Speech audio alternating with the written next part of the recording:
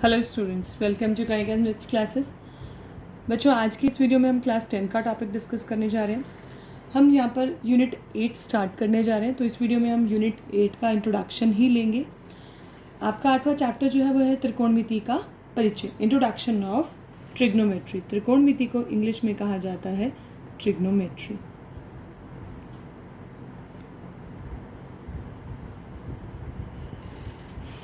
क्या है ट्रिग्नोमेट्री यानी त्रिकोणमिति क्या है, किस तरह के त्रिभुजों पर हम त्रिकोणमिति अप्लाई करते हैं, इसके बारे में पढ़ेंगे। आइए शुरू करते हैं। आप जानते हैं कि त्रिभुजों के बारे में पढ़ चुके हैं ऑलरेडी। आप प्रीवियस क्लासेस में समकोण त्रिभुज खासतौर पे आपने ध्यान से पढ़ा होगा। यहाँ पर मैं समकोण त्रिभुज का ही जिक्र इसलिए कर रही हूँ क्योंकि त्रिकोणमिति जो है वो समकोण त्रिभुजों पर ही लागू होती है। ठीक है, तो आइए कुछ स्टार्ट करते हैं। जनरल आपके आसपास के लाइफ से देखते हैं कुछ समकोण त्रिभुज की कैसे कल्पना कर सकते हैं, हम कैसे देख सकते हैं। एक एग्जांपल आपकी बुक से ही हम यहाँ पिक कर रहे हैं।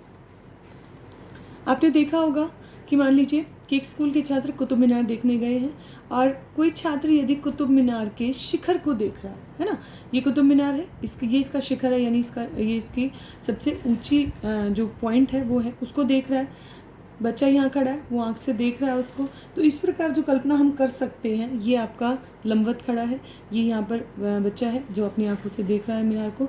तो इस प्रकार जो त्रिभुज की हमने कल्पना की है, ये एक समकोण त्रिभुज है। समकोण त्रिभुज यानी 90 डिग्री का कोण है यहाँ पर। अब आप ये बता सकते हैं कि या तो आपको यहाँ से दूरी पता हो, ये दूरी या ये दूरी, तो आप कुतुब मीनार की क्या ऊंचाई ज्ञात कर सकते हैं। तो त्रिकोणमिति के आधार पर हम इस सवाल का जवाब देंगे कि हाँ, हम इसकी ऊंचाई ज्ञात कर सकते हैं। इसी तरह एक और एग्जांपल डिस्कस करते हैं। मान लीजिए कि कोई लड़की है, वो नदी के किनारे पर बैठी है। ठीक है, देखिए ये एग्जांपल है कि कोई लड़की है, ये नदी के किनारे पर बैठी है। ठीक है, यहाँ जो मकान दिखाया गया वो उसकी छत पर बैठी है। ठीक है, तो यहाँ से वो नीचे देख रही है मंदिर को। मंदिर के यहाँ पर एक गमला रखा हुआ है, इसे वो देख रही है। तो क्या आप इसकी ऊंचाई ज्ञात कर सकते हैं या नदी की चौड़ाई ज्ञात कर सकते हैं? तो हमारा जवाब होगा हाँ, त्रिकोणमिति के आधार पर हम ये ऊंचाई या ये नदी की चौड़ाई हम ज्ञात कर सकते हैं। तो इस तरह कोई भी समकोण त्रिभुज हो जिसमें आपके पास एक कोण दिया जाए और 3 भुजाओं में से कोई भी एक भुजा का माप दिया जाए, तो आप शेष 2 भुजाएं ज्ञात कर सकते हैं। एक और उदाहरण डिस्कस कर लेते हैं कि एक गुब्बारा है, हवा में उड़ रहा है। एक बच्ची है जो आसमान में उड़ने वाले उस गुब्बारे को देख रही है। गैस का गुब्बारा है, उड़ रहा है। ठीक है, तो कुछ समय पहले उसकी पोजीशन ए पर थी, थोड़ी देर बाद वो बिंदु बी पर पहुंच गया है। तो लड़की पहले बिंदु ए पर देख रही थी, अब थोड़ी देर बाद जब गुब्बारे की स्थिति बिंदु बी पर है तो वो बिंदु बी पर गुब्बारे को देख रही है। तो क्या आप इस दूरी को ज्ञात कर सकते हैं? यदि आपको गुब्बारे की आसमान में जो ऊंचाई है धरती से वो पता हो, तो हाँ, हम कहेंगे कि हाँ, हम इसे ज्ञात कर सकते हैं त्रिकोणमिति के आधार पर। ठीक है, आइए अब जानते हैं कि त्रिकोणमिति है क्या, त्रिकोणमिति शब्द का अर्थ क्या है। त्रिकोणमिति जो शब्द है, ये वैसे तो इंग्लिश का शब्द है। मैंने कहा कि त्रिकोणमिति को इंग्लिश में हम ट्रिग्नोमेट्री कहते हैं। ठीक है, ट्रिगोनमेट्री इस शब्द की उत्पत्ति ग्रीक भाषा से हुई है। इसे हम कहते हैं ट्राई प्लस गोन प्लस मेट्रॉन, ट्रिग्नोमेट्रॉन, ट्रिगोनमेट्रॉन। ठीक है, ट्राई का अर्थ आप जानते हैं 3। ठीक है, गॉन का मीन्स यहाँ पर है भुजा और मेट्रॉन का अर्थ है माँ। ठीक है, यानी कि त्रिकोणमिति जो है वो एक त्रिभुज की भुजाओं और कोणों के बीच के संबंध का अध्ययन करवाती है या संबंधों के बारे में बताती है। ट्रिग्नोमेट्री क्या है? त्रिभुज की भुजाओं और उसके कोणों के बीच के संबंध का अध्ययन है। ठीक है, तो यहाँ पर जो आप कहेंगे कि मैम ये ट्रिग्नोमेट्री या त्रिकोणमिति, इसकी आवश्यकता क्यों पड़ी? ठीक है, या कहाँ पर हम इसका प्रयोग करते हैं? तो इसका जवाब होगा कि खगोलविद में, या फिर आप ये कहें कि धरती से तारों की, चांद की दूरियां, ऐसे तो नहीं है ना कि हमारे पास कोई इतना बड़ा कोई मीटर हो या कोई मापक हो कि हम कहें धरती से चांद की दूरी बता दीजिए, है ना, नाप लिया हमने। या फिर पृथ्वी और सूर्य के बीच की दूरी, तारों और चांद के बीच की दूरी, ये दूरियां ज्ञात करने के लिए, या फिर हम कहें कि भौतिक विज्ञान में भी, साथ साथ इंजीनियरिंग में भी हम त्रिकोणमिति की संकल्पनाओं का प्रयोग करते हैं। बेसिकली यहाँ पर जो हम त्रिभुज जो लेंगे वो हम समकोण त्रिभुज लेंगे, मैं पहले भी आपको उसके बारे में बता चुकी हूँ, ठीक है। तो कोण जो लेंगे हम उन्हें कहेंगे, उनके लिए जो हम त्रिकोणमिति लिखेंगे वो लिखेंगे कोणों के त्रिकोणमिति अनुपात, ठीक है। समकोण त्रिभुज की भुजाओं के कुछ अनुपात और न्यून कोणों के बीच का जो अध्ययन है उनके बारे में पढ़ेंगे। हम कहेंगे इसे कोणों के त्रिकोणमितीय अनुपात, ठीक है। इसके अलावा हम यहाँ पर जो कोण लेंगे, ठीक है, आप ये कहेंगे कि समकोण में एक कोण तो 90 डिग्री का हो गया, बाकी जो कोण आपने लेने हैं उन कोणों के माप आपने 0 डिग्री से 90 डिग्री के बीच में ही लेना है, ठीक है। इससे आगे भी है त्रिकोणमिति में, परंतु हम क्लास 10th में सिर्फ इतना ही पढ़ते हैं 0 डिग्री से 90 डिग्री के बारे में। साथ साथ कुछ हम त्रिकोणमिति सर्वसमीकाओं का भी अध्ययन करेंगे। ट्रिग्नोमेट्रिक आइडेंटिटीज़ को भी हम आपको बताएंगे, एक्सप्लेन करेंगे इस वीडियो में।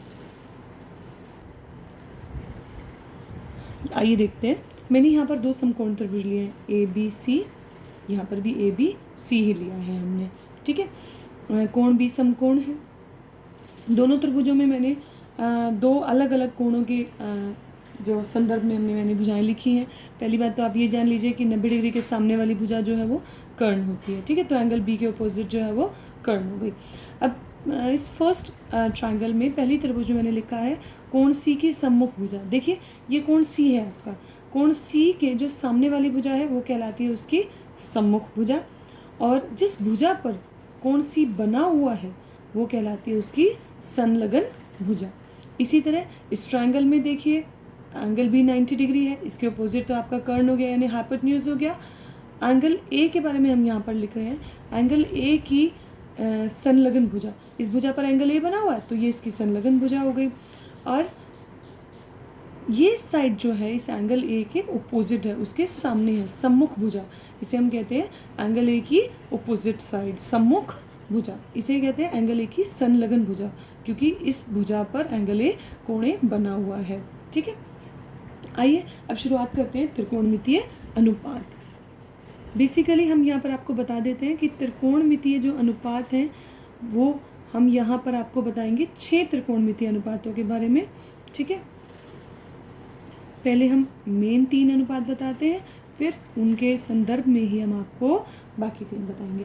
तो सबसे पहले जो हमारा फर्स्ट त्रिकोणमितीय अनुपात, पहला जो ट्रिग्नोमेट्रिक रेशियो हम यहाँ डिस्कस कर रहे हैं वो होगा साइन, एंगल ए का साइन, ऐसा भी लिख सकते हैं या हम इसे साइन ऑफ ए भी लिख सकते हैं, ठीक है। तो साइन ऑफ ए ये तो कोण हो गया। अब कोणों का भुजाओं के रूप में अनुपात लिखना है हमको, तो कौन सी भुजा लिखनी है? साइन जिस भी एंगल पर लग रहा है वो लेना है आपको उस कोण की सम्मुख भुजा, एंगल ए की सम्मुख भुजा बटे कर्ण। जब भी साइन लेना है आपको, जिस भी एंगल का साइन लेना है तो आपको ये लिखना है एंगल ए की वो जो भी एंगल आप कंसीडर करें उसके ऑपोजिट साइड अपॉन जो है हाइपोटेन्यूज। तो एंगल ए की सम्मुख भुजा हो गई आपकी BC और कर्ण यानी हाइपोटेन्यूज हो गया आपका AC। नेक्स्ट हम लिखते हैं एंगल ए का कॉस, कॉस भी कह देते हैं, कोसाइन भी कह देते हैं, शॉर्ट फॉर्म में कॉस लिखते हैं।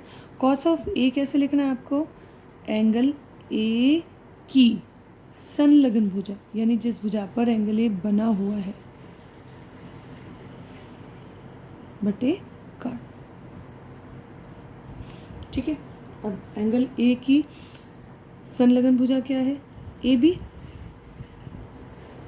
और कर्ण यानी आपका हाइपोटेन्यूज क्या है? AC, ठीक है। तीसरा लिखते हैं एंगल ए का टेंजेंट, tan ऑफ ए।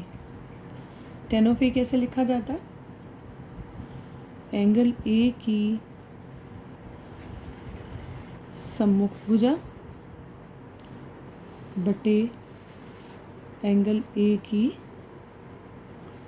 संलग्न भुजा।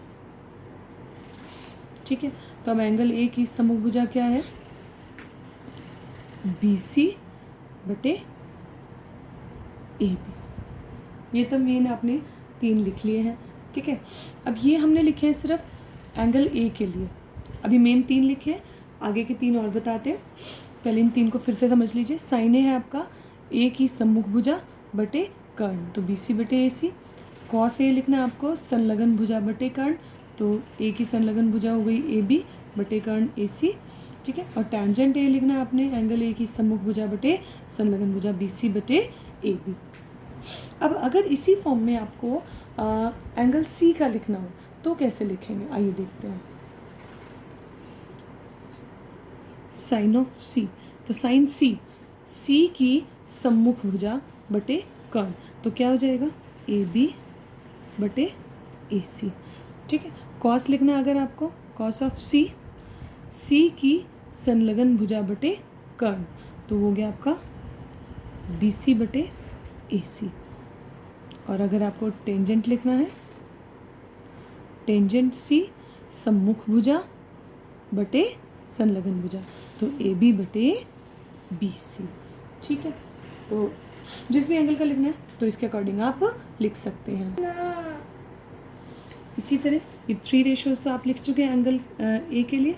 आइए 4th रेशियो लिखते हैं। 4th होता है एंगल ए का कॉसिकेंट, ठीक है, जिसे हम लिखते हैं cosec A.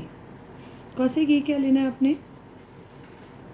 1 upon angle of sine of angle A, 1 upon sine of A. Sine A क्या लिखा था आपने? साइन ए हमने लिखा था सम्मुख भुजा बटे कर्ण, तो ये हो जाएगा कर्ण बटे एंगल ए की सम्मुख भुजा। ठीक है, तो ये हो गया आपका AC, कर्ण है आपका, और सम्मुख भुजा थी आपकी BC। क्लियर? तो कॉसिकेंट आपने क्या लेना है? 1 बाई साइन है। कॉसिकेंट के बाद लिखते हैं सीकेंट। सीकेंट को हम शॉर्ट फॉर्म में लिख सकते हैं सेक ऑफ ए। ठीक है, सेक ऑफ ए क्या लेते हैं आप? 1 अपॉन कॉस ऑफ ए, यानी कोस ए का रेसिप्रोकल। कोस ए आपने लिखा था संलग्न भुजा बटे कर्ण, तो ये हो जाएगा आपका कर्ण बटे संलग्न भुजा। ठीक है, तो कर्ण है आपका AC और ए की संलग्न भुजा थी AB। क्लियर? 6 लिखते हैं एंगल ए का कोटेंजेंट। कोटेंजेंट, पहले आपने टेंजेंट लिखा था, अब उसका रेसिप्रोकल लिख रहे हैं कोटेंजेंट। इसे हम कॉट ऑफ ए भी लिख सकते हैं। ठीक है, और ये होगा आपका टेंजेंट का रेसिप्रोकल 1 अपॉन टेंजेंट ए। टेंजेंट ए आपने लिखा था सम्मुख भुजा बटे संलग्न भुजा, तो ये हो जाएगा संलग्न भुजा